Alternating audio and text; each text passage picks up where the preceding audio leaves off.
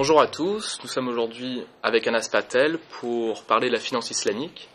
Alors, Monsieur Patel, après l'obtention de votre diplôme à l'ESC Lille, vous avez exercé au sein des services financiers chez General Electric pendant 7 ans et vous êtes aujourd'hui à la tête de la direction stratégie et investissement chez DTZ Asset Management, où vous gérez les actifs et vous faites de la gestion d'actifs et de portefeuilles immobiliers et où vous préconisez l'acquisition de biens à travers de nouvelles formes d'investissement.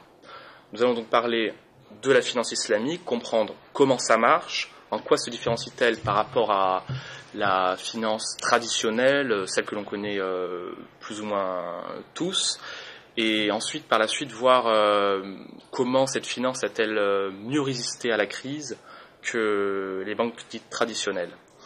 Alors en guise d'introduction, M. Patel, pourriez-vous nous présenter les principes de cette finance islamique ? Bien sûr.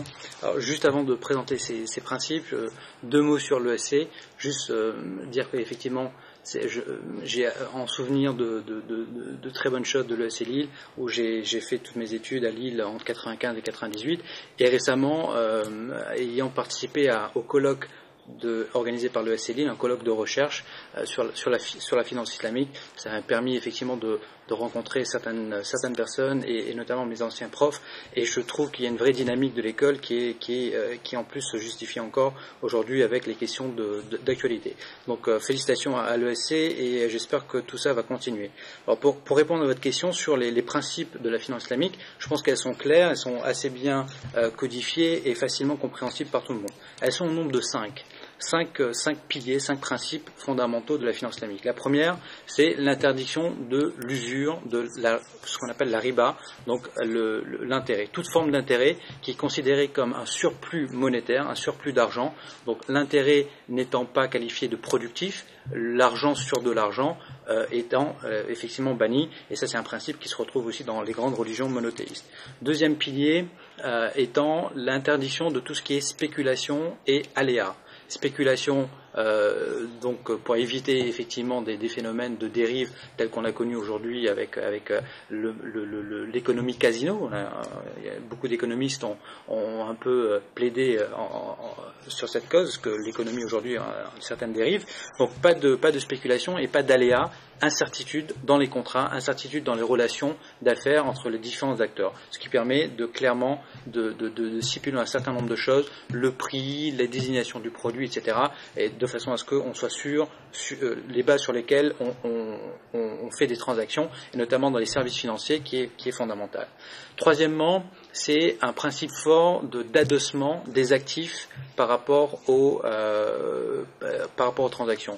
L'objet des contrats de finance islamique sont des objets qualitatifs, quantitatifs, basés sur des biens réels et non pas sur comme un contrat de swap ou de forward, etc., où c'est clairement sur de l'argent ou une somme monétaire qui en plus n'est pas connue. Or que là, il y a vraiment un adossement fort, consubstantiel à un actif. Quatrièmement, un principe fort de partage des pertes et des profits. Partage des pertes et des profits qui fait qu'il y a un vrai engagement entre les deux parties. Il n'y a pas toujours un perdant et un gagnant, un prêteur et un emprunteur, mais il y a bien différentes parties qui s'engagent ensemble à faire la transaction ensemble. Donc au lieu d'être dans une relation effectivement de créancier et de débiteur, on est plutôt dans une relation commerciale entre un acheteur et un vendeur, parce que la banque, même si elle fait un métier de financement de financier, elle participe à la transaction dans le sens où souvent elle achète le bien pour le revendre à son client, qui fait qu'il y a vraiment un passage par le biais de l'actif et qui supprime un certain nombre d'aléas. Et enfin, un certain principe d'équité, de justice, clairement, c'est une économie qui se veut être au service de l'homme et non pas pour une catégorie de personnes. Donc c'est vraiment sur la justice sociale, c'est faire bénéficier avant tout un certain nombre l'ensemble des acteurs sur le marché et clairement par rapport à ce qu'on a connu aujourd'hui, c'est que le sens premier de l'économie, ça doit être une science qui permet justement de répartir la richesse et éradiquer la pauvreté. C'est vraiment le sens premier de la finance islamique, avec un certain nombre nombre de systèmes de répartition comme la zakat, qui est l'impôt social purificateur, l'impôt qui permet quand on fait vraiment basé sur la richesse, qui est redistribué aux nécessiteux. Donc voilà, je pense que ces 5 principes sont assez connus, assez classiques, ils sont de bon sens, je pense que tout le monde peut le comprendre, qu'on soit de confession musulmane ou pas, et ils ont un écho vraiment très fort aujourd'hui avec l'actualité qu'on connaît sur la crise économique. Et comment sont nées ces banques dites islamiques ? Alors, déjà, ce que je voulais dire aussi, c'est que la finance islamique en tant que telle, ce n'est pas quelque chose qui existe, je dirais, de façon naturelle. C'est avant tout une certaine réflexion. Je vous ai cité les principes. Ça a donné un certain corpus méthodologique avec un ensemble d'outils, de techniques de financement. Donc, la finance islamique, aujourd'hui, elle est effectivement plutôt un ensemble de techniques de financement, donc vraiment liées à la finance. Quand on parle de banques islamiques, ce sont des banques qui proposent des produits qui respectent cette éthique, qui respectent ces fondements. Donc, je dirais qu'on peut avoir une banque islamique à 100%, ou on peut avoir des produits de finance islamique qui sont distribués par un certain nombre d'autres banques. Plusieurs fenêtres dans la même banque. Exactement, ce sont des fenêtres islamiques à l'intérieur des banques. C'est un modèle aujourd'hui aussi très développé dans le monde occidental, que ce soit en Angleterre, que ce soit même les grands groupes comme HSBC, Lloyds TSB, etc. De par le monde, ils ont Deutsche Bank qui est très fort, très très important dans ce domaine, donc fournit un certain nombre de services à l'intérieur même de leur structure bancaire conventionnelle.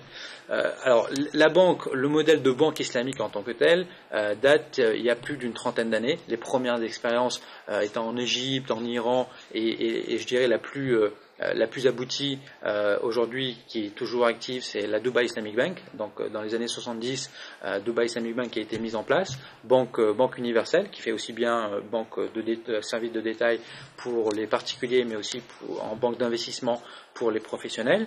Et aujourd'hui, vous avez vraiment énormément de banques sur l'ensemble de la planète. Vous les retrouvez, et notamment dans le monde asiatique, avec la Malaisie, qui a un système bancaire assez dense et un système vraiment solide. Certaines voix s'élèvent pour émettre des doutes contre l'activité des banques islamiques, leur reprochant souvent un manque de transparence dans leur comptabilité, dans leur gestion, et émettent même des doutes selon le fait que peut-être les banques islamiques seraient un refuge pour financer certaines activités. Alors, je pense qu'il faut clairement mettre les choses au clair et voir la part de vérité de la part des préjugés. On a longtemps fait une certaine suspicion à l'égard de la finance islamique comme déguisement du terrorisme, de l'argent sale, de ceci et cela. Je pense qu'aujourd'hui, il faut être sérieux. Il y a, comme je disais, c'est plus seulement un phénomène de mode ou quelque chose qui se fait à petite échelle, c'est vraiment très développé. Les sommes qui sont en jeu, on parle de 700 milliards de dollars d'actifs de finance islamique, et les prévisions montrent qu'on peut aller à 1000, même 2000 milliards d'ici quelques années. Ce sont des prévisions de la Banque mondiale, du FMI, de différents agents de notation, etc. Donc je pense que c'est une industrie qui aujourd'hui a plus de 30 ans d'âge, elle commence à être mature avec ses fondements, avec ses garde-fous, ses structures, etc. Ce qui est plus intéressant, c'est de voir qu'aujourd'hui, et je vais prendre quelques exemples de l'actualité, vous avez Joseph Stiglitz, qui est quand même le prix Nobel de l'économie, aujourd'hui responsable par l'ONU pour faire une certaine proposition sur la réforme du système financier mondial. Joseph Stiglitz, qui dans son dernier rapport à l'ONU recommande de voir l'intérêt de la finance islamique dans ses principes qui peuvent donner justement des pistes de solutions pour la crise actuelle. Vous avez même le Vatican, par le biais du pape, qui a fait un discours qui reprend certains principes. Et plus proche de nous, ici en France, vous avez certains économistes qui en parlent. J'étais encore récemment à Panthéon-Sorbonne avec Christian de Boissieu, qui est conseiller économique au CAE, et avec Matignon, avec qui on en a parlé.